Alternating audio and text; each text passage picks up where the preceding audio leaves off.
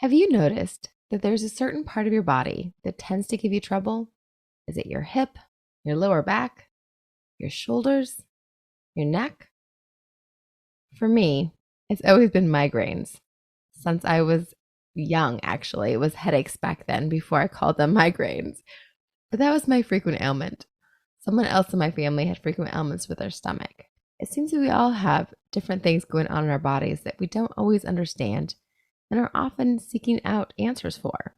Today's episode is an excellent opportunity to look at some of those things that might be going on and maybe a different way of looking at them. We have an incredible expert today on bodywork, and I think you're going to get a lot out of it. And I'm excited to hear what you think. Welcome to The Grit Show, Growth on Purpose. I'm your host, Shauna Rodriguez, and I'm happy to be here with you as your guide for all of us growing together as seekers and thrivers.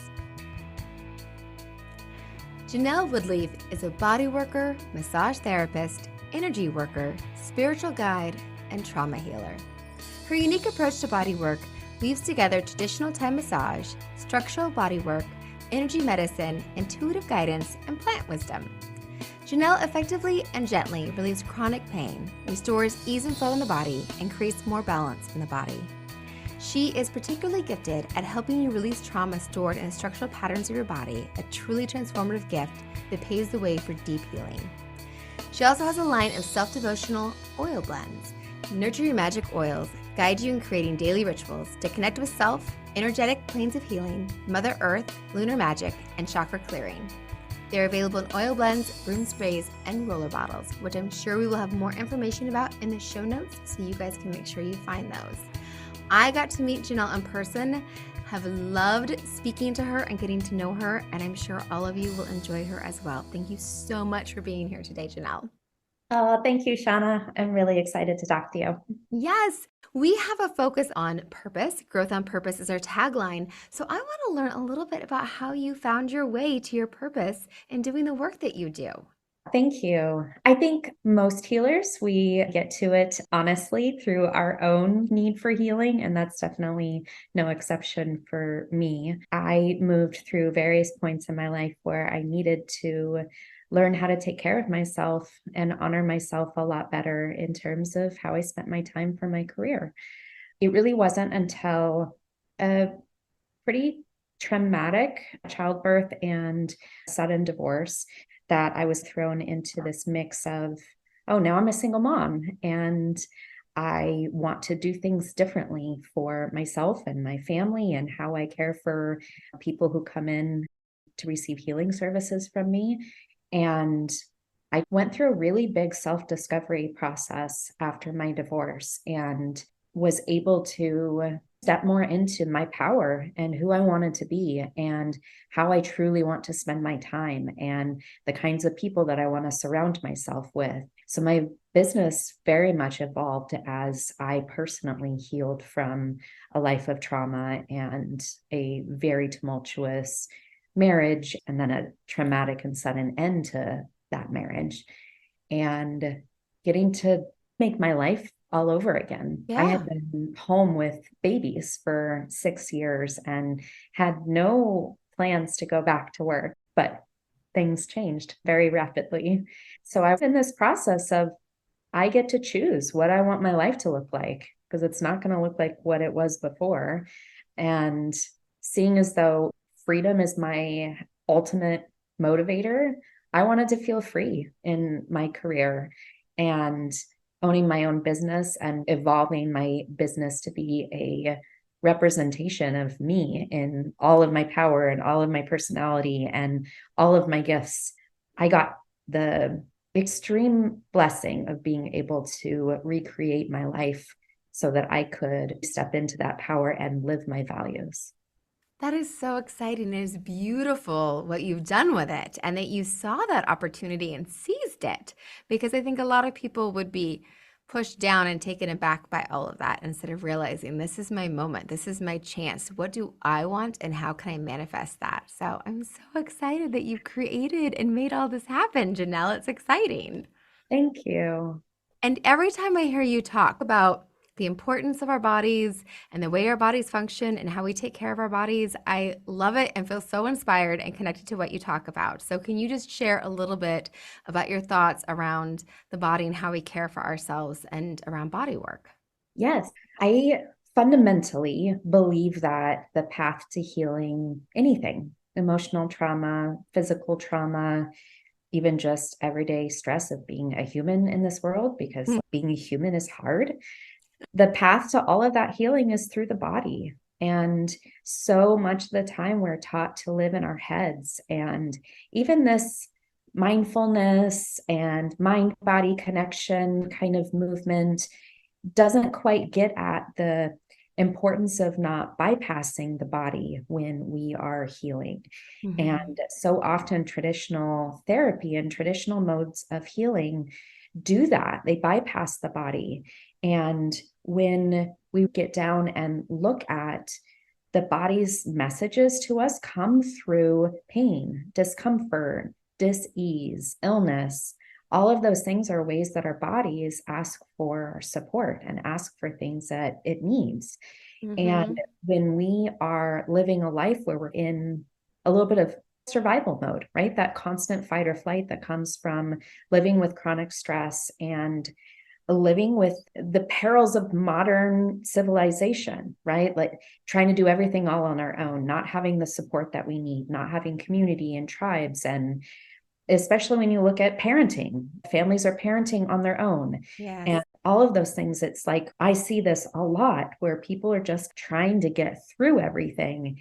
And our bodies tend to be on the back burner. And I firmly believe, as I've gone through my own layers of healing and continue on my healing path, I have really learned that the power of being able to truly tune into our body's messages is greater than almost anything else that I do. And we often create this, I call it an adversarial relationship with our bodies. Mm-hmm. We're not feeling or looking or moving the way that we want to. It's easy to get in this mindset of, okay, what's broken? What's failing me? And part of it's like Western medicine, it's very focused on sick care and trying to figure out what's wrong. So much of the time, what I see as beautiful opportunities for connecting more deeply with our soul purpose comes from being able to tune in and compassionately listen to what our body's messages are to us. And even though it's a tremendous inconvenience to deal with neck pain or headaches, and I mention those because I've been dealing with that this week. And I always say, I like to mention that I experience pain too, because I have a human body and there's no perfect or magical answer to live a pain-free life. And what I talk about is that pain-free living is not the point. What is the point is being able to perceive those pain points, whatever those look like for you, as opportunities to lean in and do deeper emotional healing. And so I work with my clients on learning to decipher what those messages are, because there is consistency when things come up. Mm-hmm. From doing this work on myself as my number one client, and then clients who come in to see me, with finding ways that you can create consistency in connecting with your body. Because once you're really tuned in and you have a regular, consistent practice of, hey, body, what are you trying to say to me? What do you need? We're much better able to interpret those messages as, oh, I just need to slow down. Oh, I need to take up more space and not be hiding. There are so many things that they're written on the body. Like the body doesn't forget and the body does not hide. The body is constantly finding new ways of getting our attention for things that our hearts and our souls need. And once we look at how the body holds certain things, then we can look at releasing those messages quicker, right? In the past, I would have neck pain and headaches constantly for months because I wasn't tuning in and figuring out, okay, what is my body really asking for? And now when those symptoms come up, I can be like, oh, okay, that's interesting. I wonder what is trying to come through for me. And that releasing the adversarial dynamic with my body and being able to just step into a place of curiosity, like, okay, that's interesting. My neck hurts. What is going on? Okay, my body needs these things. And also my soul is asking for these other things. Oh my gosh, I love this. And you wouldn't know this, but we just had an episode 40 on the Grit Show was emotions as indicators. And it was actually talking about how even our emotions are indicators for us and they're messengers for us. And I love this entire conversation because it's helping us look at, and it's a new lens for me. So this is a huge gift about how we look at our body. And because we talk about getting curious about our emotions and curious about what we're experiencing and what that might mean and what we're learning from this and what we can get from this, and to look at our bodies the same way. And this is brilliant and helpful. And I think there's this interesting thing for me because I've had a lot of frustration with doctors. For folks that listen to the podcast know about, I had an MRI where they found 5 spots in my brain and thought I had brain cancer for a summer. And then all of a sudden, oh, you're fine. We went from, oh, you have brain cancer, you might have 36 months to live, to, oh, you're fine, there's nothing wrong with you, which there's a lot in between there, you would think. But I think there's been this thing where in Western medicine and the way we've all been raised that we need doctors to interpret every little signal for us. And Yes. we've not been taught to listen to our own bodies and interpret our own signals and get curious about things. And there are things that can be bigger indicators of bigger things, et cetera. And there are times to incorporate doctors and medicine and learn those pieces. But there's never been a time where I stop and say, I wonder if my body could be trying to tell me something or to slow down. And last week, I've had some stuff with my vertigo, which I hadn't had for a while, which is one of the many symptoms that had to do with the spots in my brain that were issues. But when I did, I said, I wonder what else this could be. Like, I wonder what this could be. And it was the first time I got curious, and it went away really quickly. So maybe. Yay! Yes, maybe the curiosity is the first step. It's not the only step, No. but that first step. And I don't think we've been taught that. There's been too much of either your symptoms are in your head and they're not real. The somatic piece of it's just not real, which they're real. They're always real. When your kid says they have a stomach ache, when all those are real things, we're either taught to ignore them and they're not real, so they don't exist, or we're worried there's something huge, like we have metastatic brain cancer. So it's either metastatic brain cancer or they're not real. And there's not all this gray in between of our bodies trying to communicate. And I used to have migraines, and my migraines were the only way I would stop. So I feel like that was my body saying, Shauna, nothing else works with you. So fine, you won't slow down. We're going to give you a migraine because that'll lay you out. So if you're not going to listen to us, that's it. You get a migraine. Yes, 100%. One of my favorite types of clients to work with is those who have that kind of chronic symptom that comes up, and migraines is a perfect example. And being able to take someone from only resting when the migraine comes to, oh, I'm noticing a little bit of tension here. I bet that's going to lead to a migraine. So I'm going to rest right now. And then have that stop the process, and then they never get the migraine. I think that toxic attitude in this culture of rest is not productive, rest is lazy, you're only allowed to rest if you've earned it, right? Like if you've worked a whole year, you get a couple of weeks off if you're lucky. And being able to step into, no, actually rest is the most productive thing you can do. Imagine with that example of the migraine and resting before it develops into a migraine, how much time and suffering you save by just, oh, rather than having to take a whole day to take care of myself at the end of the week, I'm going to lay down and take a nap right now, save myself all of those bigger problems that come with being laid out. And I can't tell you how many times I hear that. Oh, I rest when I have to. Yes.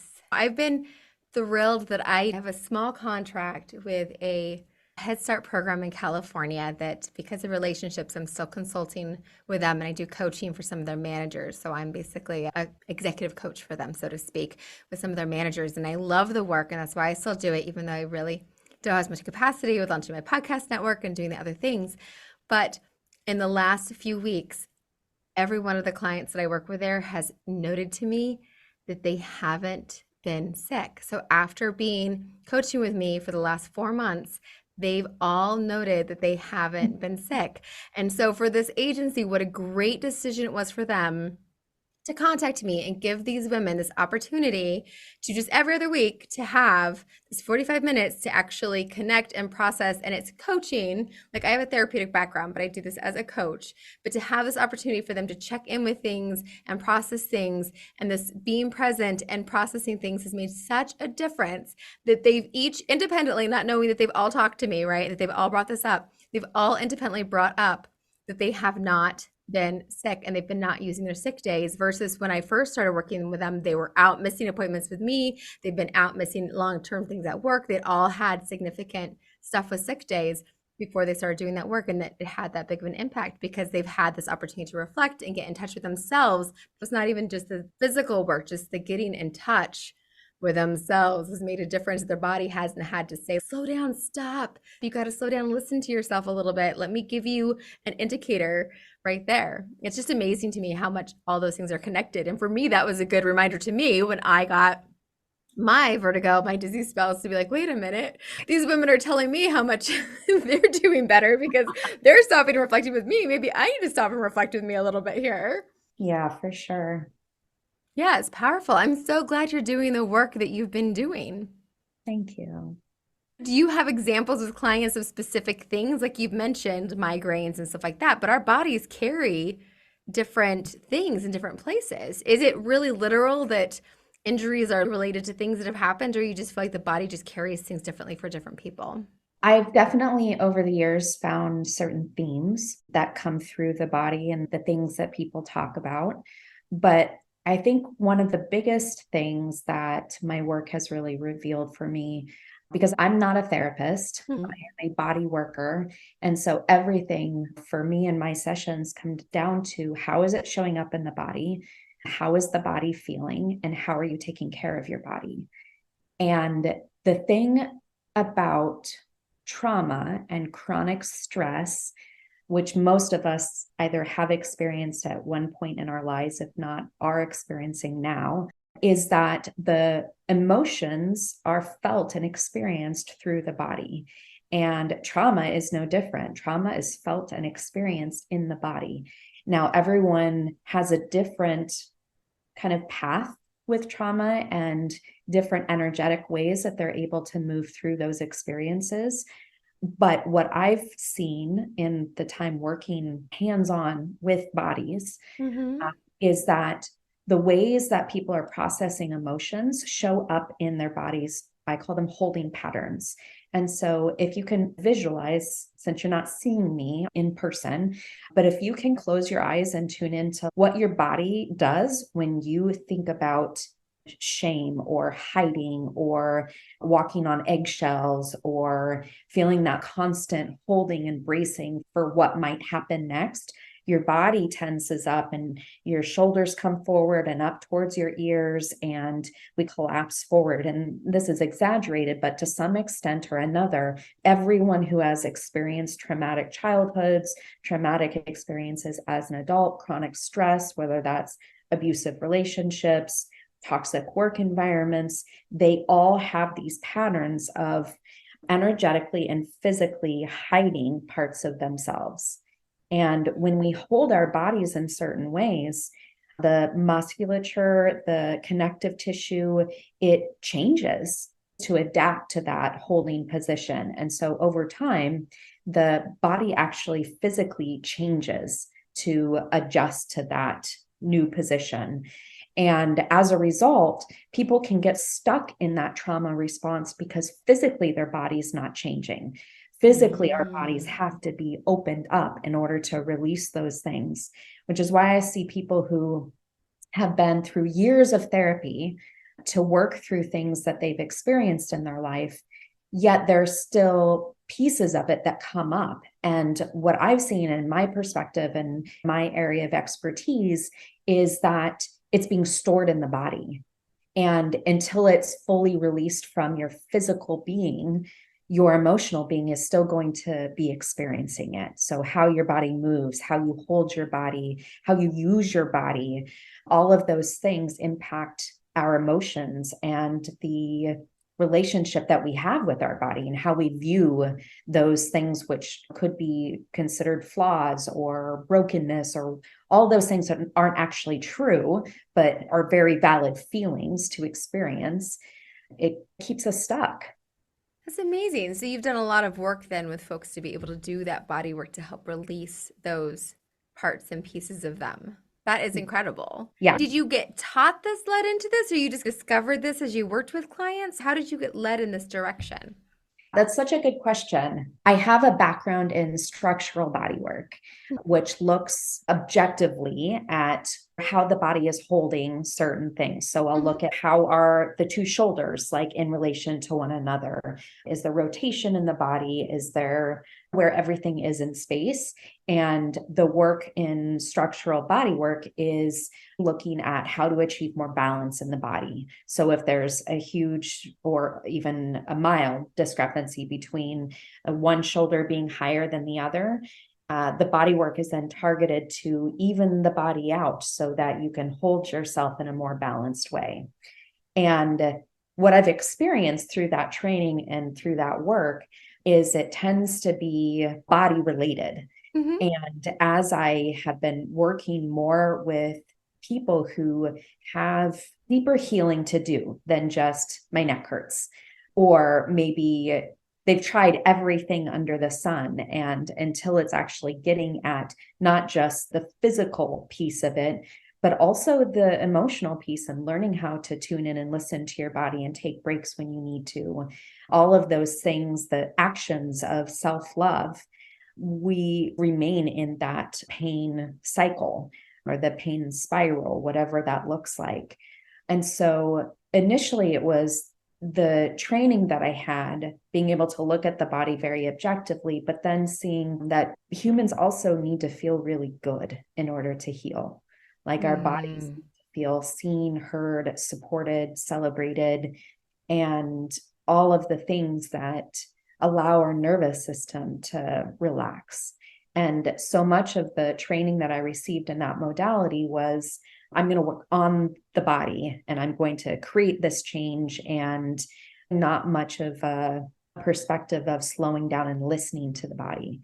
Like as a body worker, I think that's my most important role, right? I can talk to a client about symptoms. I can see where things are showing up in the body. But if I go into that session with an agenda, say, oh, I want to bring that shoulder down, then often it's working against the body rather than slowing down and working with the body and allowing someone to tune into how my body feels when I talk about certain things, or all of those things that you can see all the connections. Mm-hmm. And so I think it was really just working with so many clients who have experiences in their lives that continue to show up in their bodies, and seeing that we're just treating symptoms if we are doing this piecemeal approach, like, oh, people come in when their neck hurts and are going to treat their neck. But if it's not a more holistic look Yeah. at healing and reconnecting, then it's not sustainable. Yes, that holistic piece is what I feel is really missing. So it's so incredible that you've put those pieces together and see it in that manner and kind of understand that you can't just pop a thing back into place and it's going to stay there. It'll just work its way back out if we don't actually understand the pieces Yes. that pushed it out to begin with, so to speak. So to Yes. really look at things more holistically. Yes. That's so exciting. That is incredible. I'm glad that you're doing the work that you're doing. Has it been exciting to connect with your clients in a new way and to find the clients that kind of resonate with that in your work? Oh, it is deeply meaningful and impactful on my life. Absolutely. But it was a learning process, and definitely lots of moments of uncomfortable growth to step into something that's very new and different. People are used to massage and body work looking very different than the way that I practice it. And so there's definitely a lot of educating and self discovery of how I want my business to attract the people I want to work with. And it starts with that bigger conversation of we need to honor, celebrate, and care for our bodies in new ways than what we're doing right now. I think just as a lot of business owners over time refine who they enjoy working with the most. And then once you get clear on that, then it's so much easier to talk about your work in certain ways that draws those people in. And I think it's a process over time. I'm 10 years into this, so it's definitely evolved. But I think ultimately, putting myself first has always been the biggest motivator and the biggest avenue for finding clarity in what I want to do and not compromising, right? These are the things that I need and my body need. And so, how do I build a business and a practice around that where I am centering myself? I think I mentioned it before. I am my most important client. Yes. And that's not a superficial thing that I say. That is a deep value that I have. One, I can't show up and heal other people, but two, I can't show up and guide people in doing things that I'm not doing. And so I think it is a process, like most things. I didn't fall into it necessarily, but just seeing what people really need and how I can utilize all the parts of my brain and my heart and my body to show up and fill the gaps in our healing kind of modalities and systems that we are accustomed to. No, that's perfect. I love that because putting yourself first is not as easy as people think. It's Oh, not easy at all. I definitely love that. And when I need a reminder of that, I'm going to remember you and think of that. So thank you. And yeah. that's a perfect segue. Every week, we do talk about our self-care spotlight and looking at how each of our guests does take care of themselves. I still need to find the perfect language because it really is maintenance. It is something necessary to maintain who you are and who you can be in your family and in your life and in this world is if you take care of yourself. So Yes. what do you do for that maintenance piece and to be able to put yourself first? What does that look like?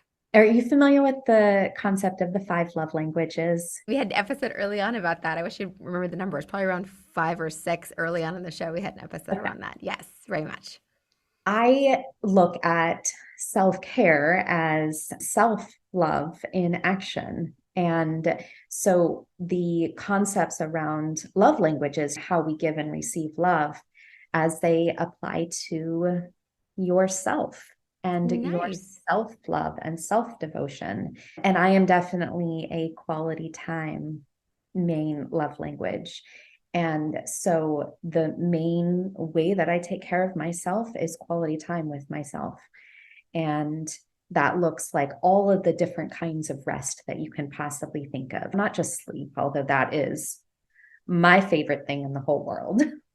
I like to say I'm a nap queen, a nap advocate, all the things, but all the other kinds of rest, right? Like the rest from other people's energy, the rest from having to think and be productive and do all the time. And so quality time with myself looks alone time. It looks Mm-hmm. like quiet time that's not overly distracted. I say not tuning out, scrolling social media or watching TV, like real actual quality time with myself. And that, of course, has evolved over the years as well as I've really tuned into like what is most meaningful to me. But absolutely, the way that I recharge is to spend quality time with myself and allow myself to truly rest on a daily, weekly, monthly, yearly, all the things. That is so beautiful. And I love that. You've been so valuable for me to have new lenses for ways of seeing things because I'm somebody who, like, am I introvert, extrovert? Sometimes I'm this, sometimes I'm that. Part of it probably is that I am a quality time person. That is my primary love language. And I think that's partly what I need when I need my downtime is I need that quality time with Yes. myself and I need my alone time. And that's one reason I love travel because when I travel, I get the quality time. And so that's part of my secret of why I love travel because it's a good way to be by myself and be away and Yes. have quality sit in a cafe. And again, I'm experiencing a new city and people understand when you're traveling that you're doing those things that are quality time things is when you travel. So This has Yes. been very insightful. Thank you so much, Janelle. I love how much I've gotten from this. The other thing that we also do for our audience is we give them what we call grit wit, which is something that they can take away and apply to their life and their world immediately from what we've talked about. So do you have a piece of grit wit that they can take away and apply to their life from what we've talked about today? We talked about this a little bit at the beginning, the going back to the basics. I think one of the most magical things you can do is take a nap because that's not accessible to everyone. Life is hard. And for most of us, we're juggling many different things. But rest can look many different ways. It's turning off the phone like before you go to bed. It's choosing to say no to something that you get invited to because you just have too many things on your plate. It's the little choices that we make throughout the day to prioritize rest and slowing down are the most powerful. It's not the vacation that you take once a year. It's I'm going to take 5 minutes out of my day and go sit and breathe. Yes, I don't have It's to have everything packed back to back. No. And for those of us who have freedom of flexibility in our schedules, remembering what is important, you can absolutely still be an extrovert, but need time to recover and still show up and be all the things that you want to be, but understanding what you need to recover so that you can show back up with all of the beauty and personality that you are is the secret sauce, right? It's knowing what we really need to recharge and rest and sleep, but also all the other different kinds of rest, I think are the most powerful things that we can do for ourselves. Because when we rest, all the deeper messages that our body has for us are able to come to the surface, especially if we're not distracting with alcohol, drugs, TV, the things that we know aren't good for us, but still find comfort in from time to time. Yes, comfort, distraction. I think that's one big thing that I'll take from our conversation is just that idea of getting curious when we start to experience things in our body to instead of muting them, instead of pushing the mute button and paying attention to something else, to be like, oh, yeah, there is something in my shoulder right there. I wonder what that is and what that could be about. And if I need to pay attention to that and listen to it and what it could be telling me, and to pay attention to our bodies and how our bodies feel and just get quiet and listen a little bit to our bodies. Because I think so much is either ignoring it, pushing it away, pushing the mute button, or turning it up to the 10th degree and imagining the absolute worst when we experience something instead of all the mid-range and nuanced messages our bodies are trying to give us.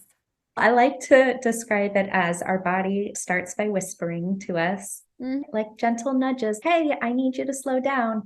Hey. And then our body gets louder and louder until, like you mentioned in the beginning, I get a migraine and then I have to. That's the only way that my body gets me to slow down and rest. If we're not listening, then we miss those quieter voices and your body's okay, now I really got to make it obvious to her. Yes, exactly. There's somebody I was talking to, they're like, oh, I hate throwing up. That's the one thing that'll like, I hate more than anything. I'm like, so when your body really needs you to stop, that's what it does. Your body knows the one thing that'll get you to stop. For me, it's migraines. It's the one thing that'll get me to stop. That'll be the one thing that I put the pack over my eyes and lay down and it's done. So my body knows how to get my attention. It knows me better than anything else. Yes. So if people want to connect with you, what are some of the best ways to connect with you? And tell us a little bit about the oils and how to do all that too. Tell us more about you. Yes, thank you. That's such a generous opportunity to talk about myself. So I am in Portland, Oregon, and I do see people in person for Bodywork. And I'm also creating an online community space where people can gather. It's not ready to invite people into yet, but it's launching in June. Very soon. Yes, it really is soon. Opening ceremony will be June 28th.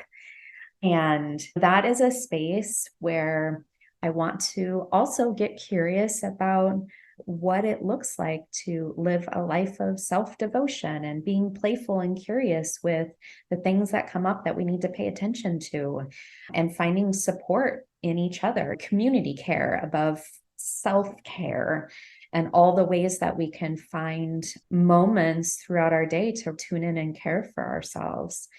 And so that will be coming up my oil blends, I have a set of essential oil blends called Nurture Your Magic. And the idea being that we are all magic, we all have magic, and that it deserves to be nurtured. And so I created this set of oil blends that have essential oils, crystals. They are connected with the energetic planes of the lunar phases, with chakra points in our bodies, with the elements of nature being air, fire, earth, and water. And the oils were really created out of my desire to create tangible experiences for people to slow down and connect with how they're feeling and support themselves, whatever that looks like for them. And the different energy planes that I talk about are connected with those chakra points, with the lunar phases and with the elements. So I love them. They smell amazing. And that's been a really fun way to feel playful and create and delight all of the senses of your body. Oh, that's wonderful. Can folks order those online or do they get those from? Oh, nice. Wonderful. So we'll have all of that in the show notes, all of the links for that. And what is the best place to find you online? Instagram, Facebook, your website? What's the best way? The best way is to get on my newsletter. And so going to my website, you can sign up. I have a self-love languages quiz. So that concept nice. that I talked about, go in and take a quiz and find out what your self-love language is, because it actually may be different than what your language may be in the context of a relationship with someone else. Ooh. And so it's super fun to be able to tune in and discover more about what you need.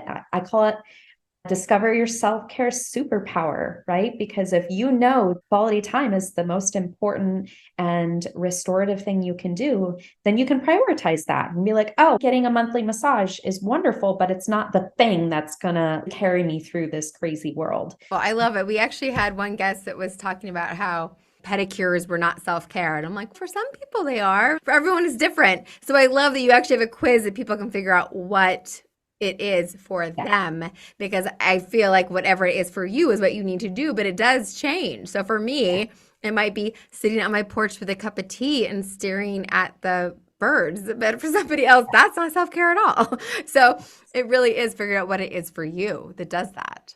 Yes. And finding the little things that you're doing every single day and not just every couple of weeks going and getting something bigger. It's how are you embracing a life of self-devotion? That's the lens that I look at it from, is how am I creating a life that's dedicated to supporting myself as the most important in my world, right? I can't care for other people if I myself am not taken care of.